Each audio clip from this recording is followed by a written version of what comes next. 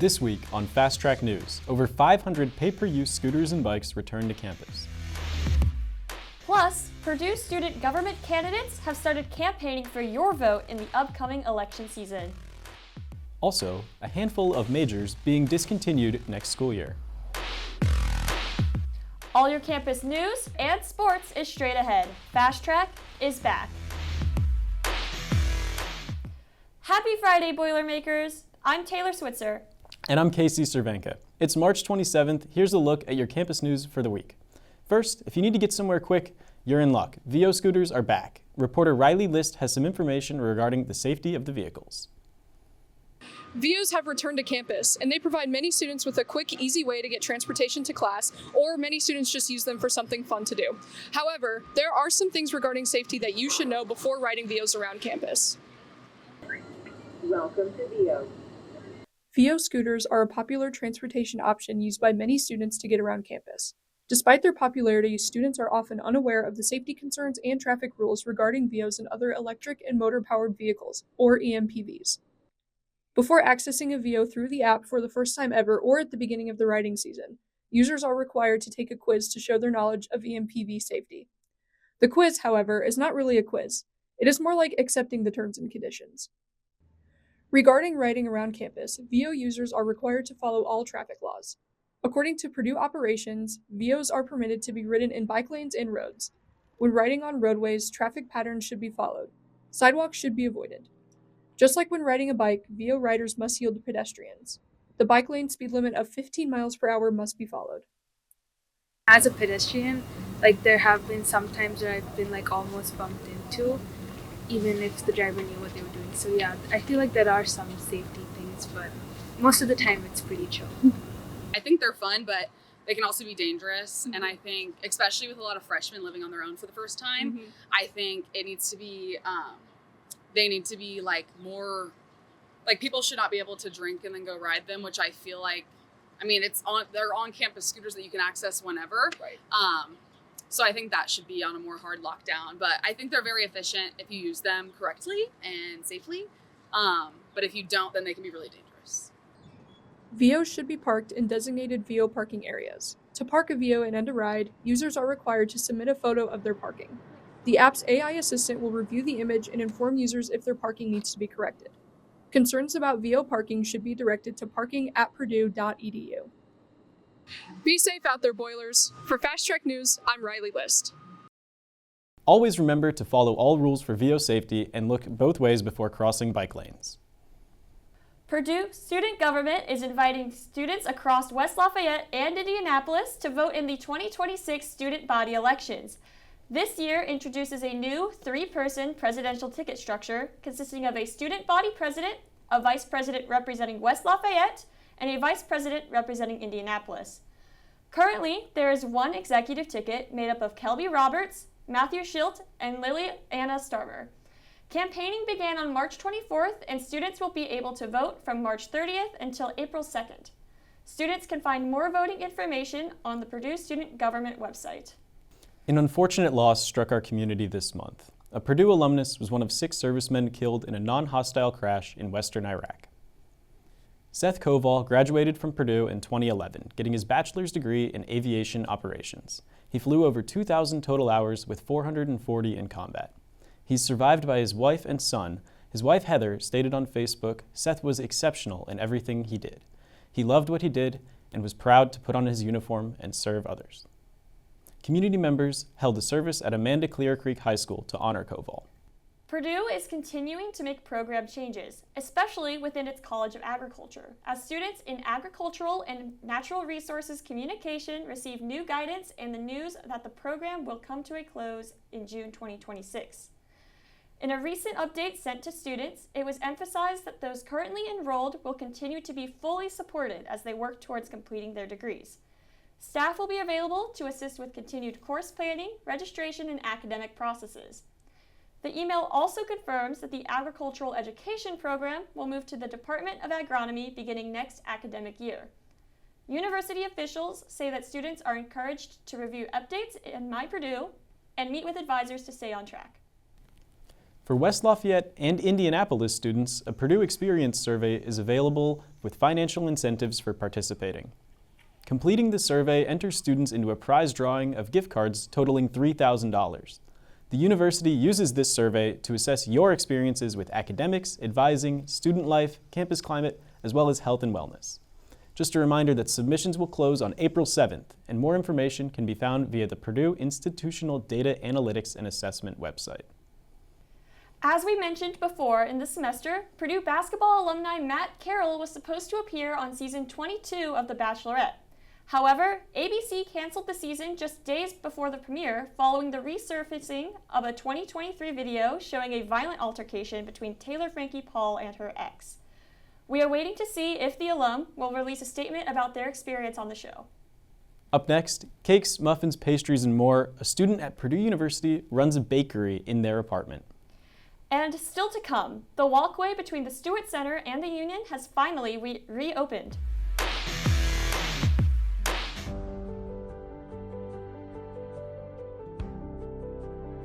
If I could describe Boys Go DC in one word, I would say insightful. I've done a couple internships in DC, but this experience was different and opened my eyes into what other aspects of DC has to offer in networking and relationships as well. If I could describe BGDC in one word, I would say eye-opening. I've been to DC a couple times before, but I have had nowhere close to an experience as immersive or as informative as the BGDC experience. If you're interested in politics and you want to get into working in government, this is a good experience for you. It was something I initially myself really wanted to do, but I know there were a lot of people that might be on more of the fence about it. And I truly think BGDC was worth every penny, every time I did a reflection. Absolutely worth it. If I can describe BGDC in one word, it's life-changing.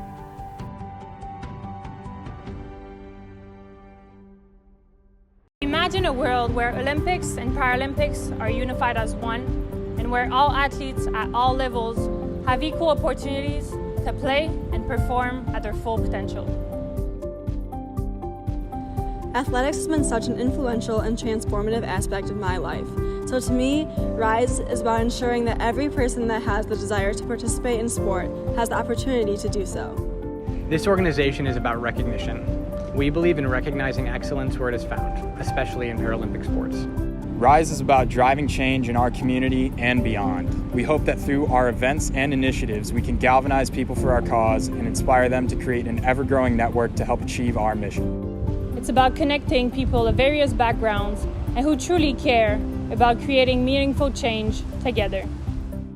We develop projects and hold events to bring people together at the interface of inclusivity, sports, and engineering. Our goal is to promote the equality of all sports and to improve sports performance and accessibility.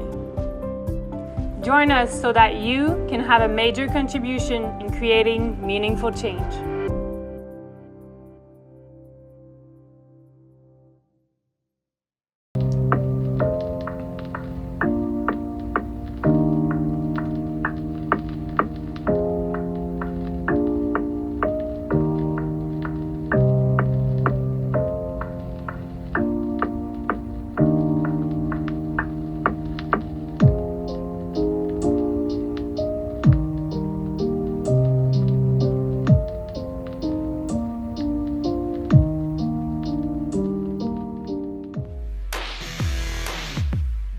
A UX design student is running a business out of her apartment just east of Chauncey.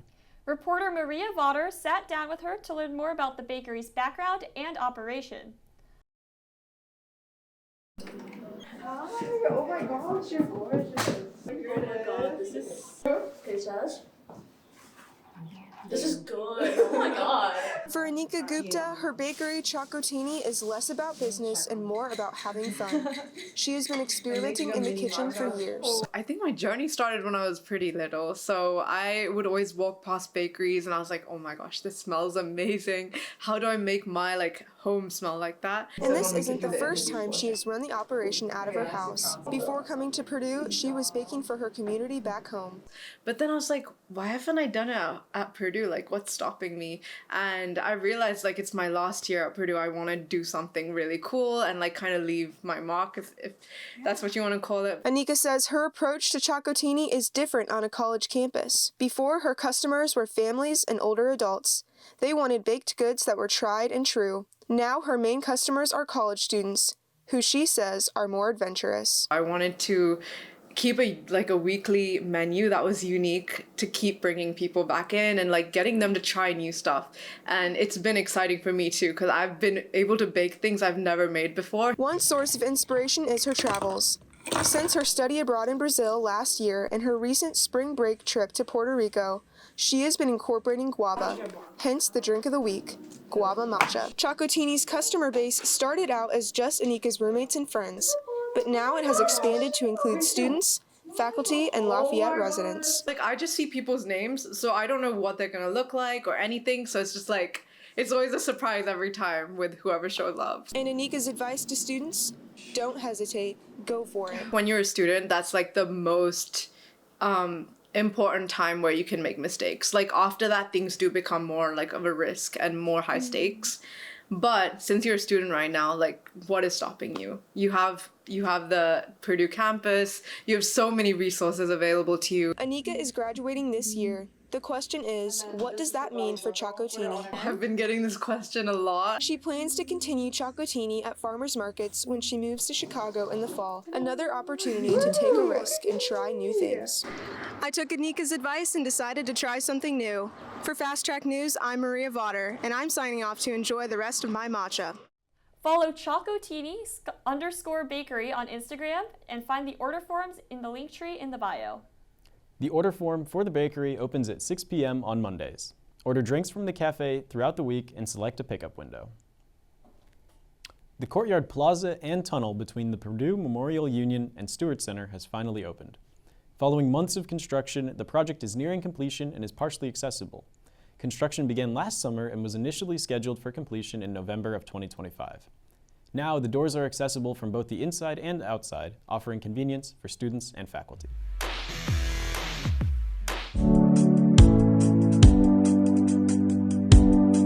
We have our meetings where people can come in, write, draw on cards. We send them over to specific hospitals.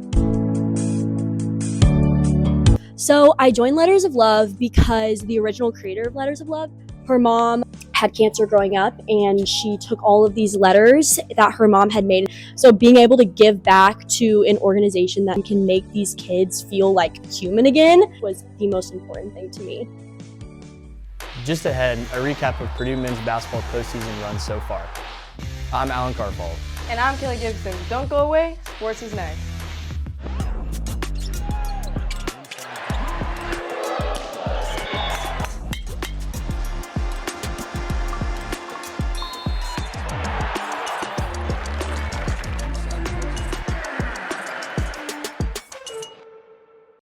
Purdue is headed back to the Sweet 16, continuing a strong run for the Big Ten this postseason.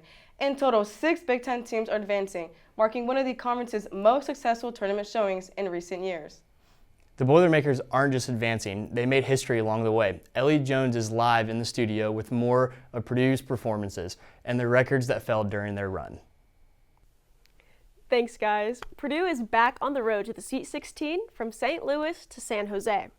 The Boilermakers showcased disciplined offense, strong perimeter shooting, and a defense that limited any second-chance opportunities.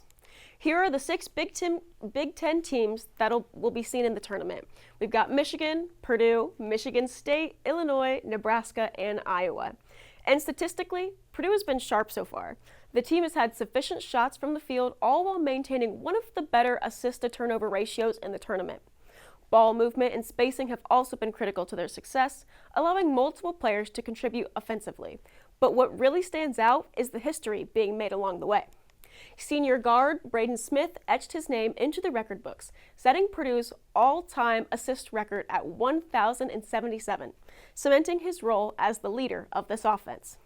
Head coach Matt Painter also reached a major milestone, securing his 500th career win. This marks him as the 4th Big Ten coach to do so, a testament to the consistency and culture he's built within the program. And from beyond the arc, Fletcher Lawyer added another historic note, becoming the only player in Purdue history to hit 300 career three-pointers. And announced just a few days ago, Purdue became the only school with 3 consecutive Sweet 16 appearances in both men's basketball and volleyball. So while Purdue's Sweet 16 appearance is impressive on its own, the journey has been defined just as much by these individual milestones as it has by team success, with 6 Big Ten teams advancing and Purdue surging at the right moment. The conference and the Boilermakers are proving they're a force to watch as we head deeper into March. Overall, a great start for the Boilermakers. Back to you guys. Over the break, the Boilermakers had a dominant performance in Ypsilanti, with 5 divers finishing in the top 10 on all platforms, and Purdue earning 17 total event bids for the Nationals. On the men's side, Tyler Wills led the way, winning the platform event by 50 points and posting a lifetime best score in the finals. Nathaniel Granis finished 4th, while Caden Springfield took 5th to secure his return trip to the NCAA championships. On the women's side, Darnell Wright placed 3rd on the platform for the 2nd straight day, earning her spot in Atlanta alongside teammate Avery Warble. Have you been missing Purdue volleyball action? Not to worry. Starting tomorrow, the Purdue volleyball team begins their spring game season against Illinois at 11 a.m. back in Holloway Gymnasium. The Boilers will also be taking on Butler next Wednesday at 7:30 p.m., and no tickets are required for either of these home games. This would be the first opportunity to see new Boilermakers Mary-Kate Schumann, Elle Shara, Sydney Weiss, and Lamine Mambu in action. How did Purdue's baseball team spend their spring break? Well, with that coverage, reporting from home plate is sports reporter Courtney Bragg. While most students spend their spring break traveling or visiting family, Purdue baseball spent theirs here at home in Alexander Field fighting the Penn State Cougars. In-conference matchups are played in 3 games, meaning many players are expected to play back-to-back games throughout the weekend. Senior Aaron Manias was the star of Game 1. The Canadian outfielder got 3 runs from the Boilermakers, including 2 home runs in the 3rd and 8th inning. Well, I just can't say enough about Aaron. His leadership, just his calmness in our dugout, with our hitters, just a really mature young man that just can't say enough about good things about it. Penn State's Cole Mercado also got a home run, but the Cougars couldn't keep up, giving the win to the Boilers 12-7. Zach Erdman was on the mound for Game 2 on Saturday. The lefty dominated, throwing out 86 pitches in 7 innings. I think, the wins are good wins, and, it's fun to watch us play really good baseball. Purdue has never lost a game with Erdman pitching, and he was not about to break his streak. I think the biggest thing, he's just stable. He just brings stability to our team. He goes on Saturday, which is a really important day. If you get beat on Friday, you want to try to even the series on Saturday. If you win on Friday, you want to try to win the series on Saturday. Zach is just, again, really poised out there. He had a number of opportunities today where guys were in scoring position, and I thought he just got better. And I think that's the biggest thing. He's been doing it. He's a fourth-year guy, and so there's nobody more we've ever had out there than Zach Erdman. With Erdman at the mound and junior Ollie Binks getting a home run, the Boilermakers took the win, going 2-1 against Penn State. But the Cougars weren't done fighting and came back strong for the final game in the series. Penn State scored 11 runs in just the 2nd inning. The Boilers tried to catch up with hits from Eli Anderson, Weston Boyle, and a home run from Sam Flores, but fell short and lost 14-9. Despite the Sunday loss, the Boilers still came out on top with a series win, making this their 2nd series win of the season. Purdue's next Big Ten matchup will be against Michigan State at McLean Stadium, and we won't actually see the Boilermakers back here again until early April when they go against Illinois in another 3-game series. Until then, reporting from Alexander Field at home base for Fast Track Sports, I'm Courtney Bragg. Winning a Big Ten series is not a bad way to spend your break, if you ask me. Purdue soccer is back on the field this Sunday. The team begins their spring exhibition slate. The Boilermakers are set to play against Division I opponent Eastern Kentucky at Louisville. This matchup will be their only away game for the spring. Head coach Richard Moody and Megan Santa Cruz speak on how this spring schedule is important for developing the black and gold team with the addition of a large recruiting class.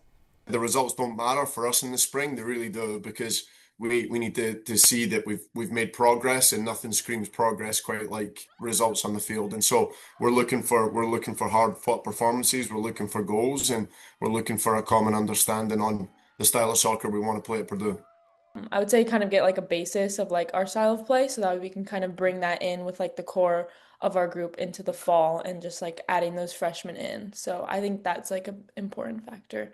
The Boilers Spring Exhibition slate will feature 2 more Division I contenders, Northwestern and Xavier, as well as 2 NAIA teams, Olivet, Nazarene, and Grace College, and 1 Division III matchup, Anderson. These upcoming games will be hosted here in West Lafayette at Folk Field. Admission is free for all fans. Purdue softball split their weekend series against number 18 Oregon in West Lafayette. The Boilermakers opened the series with a statement win on Saturday. Taking down the ranked Ducks 7-4, Purdue's offense came alive, stringing together key hits and capitalizing on opportunities to secure the upset victory over a top 20 team. But Oregon responded in the series final on Sunday. In a tight defensive battle, Purdue fell just short, losing 2-1. Julia Gossett delivered a standout performance in the circle, throwing a perfect game through 4 innings and keeping the Ducks off balance for the most of the day.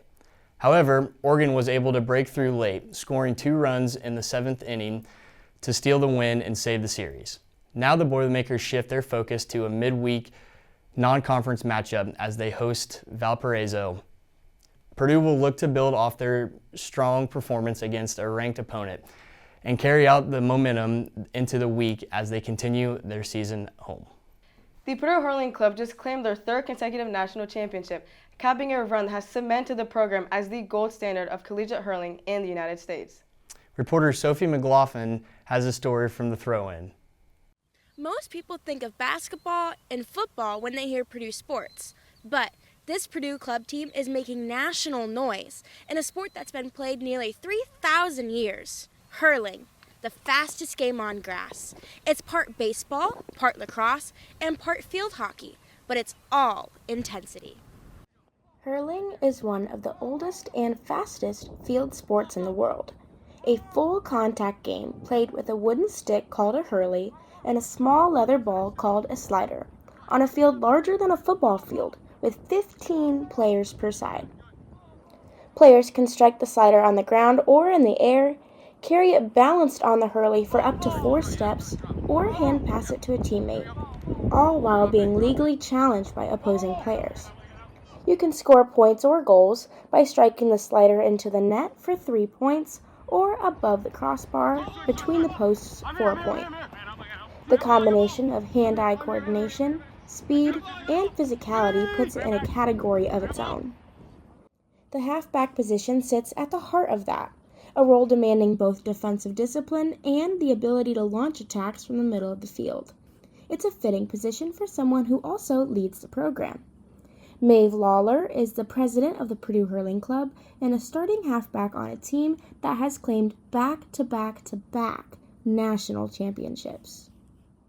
Our team is very much a family. No one goes into this knowing how to play, so it's just a learning process that gets passed down from player to player, and the knowledge and Irish spirit. The Purdue Hurling Club isn't just playing the game, they're owning it. Just this last week over break, they celebrated St. Patrick's Day by winning their 3rd consecutive national title. And they also hold the distinction of being the oldest continuously active collegiate hurling team in the country. But for Emily, Anya, and Lily, 3 Irish students at Purdue who grew up playing the sport, the club is something more than a championship team. It's a piece of home, a community that keeps the culture alive thousands of miles from where the game was born. I really enjoy it. It's really nice having like a community. It was such a good way to meet people here, I thought, especially the Irish people, and like I didn't realize that many American people know about hurling, so it's so nice to meet them as well. And yeah, it's nice to have the routine. It just feels like you're back in Ireland. From the Purdue IM fields for Fast Track Sports, I'm Sophie McLaughlin.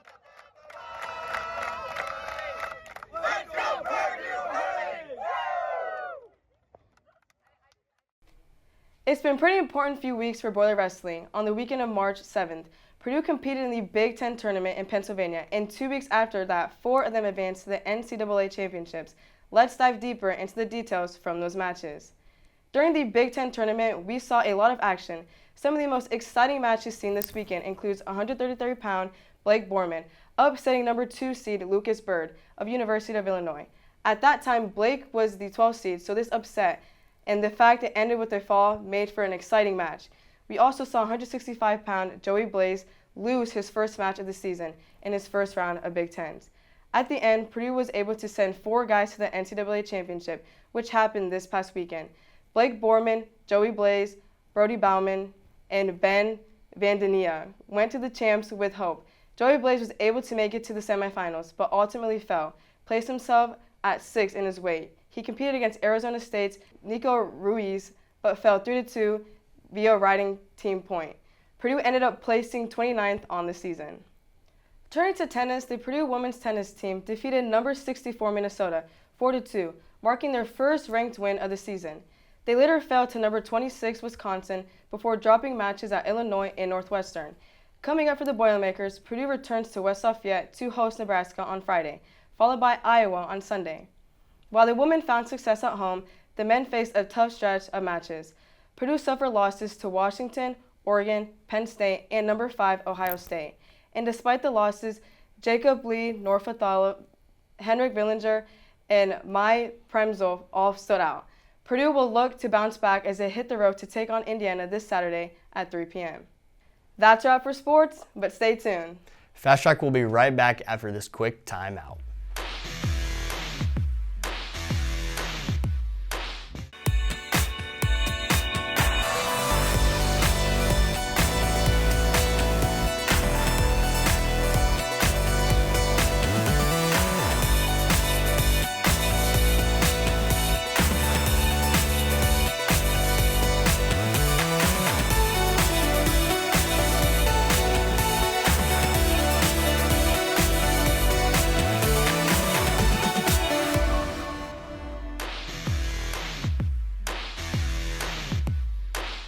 It is once again time for another basketball-themed question of the week. Casey asked students how their brackets were doing after the first weekend of March Madness. It's doing pretty decent. It is not looking very good. One of them is doing pretty good. The other two are kind of awful. I honestly stopped paying attention to it because basically my entire bracket is jacked. It's doing really good. I got 95% accuracy. Still got pretty high max total points. So that's all we've got for campus news this week. Be sure to stay updated on our socials, and we'll see you next week, Boilermakers.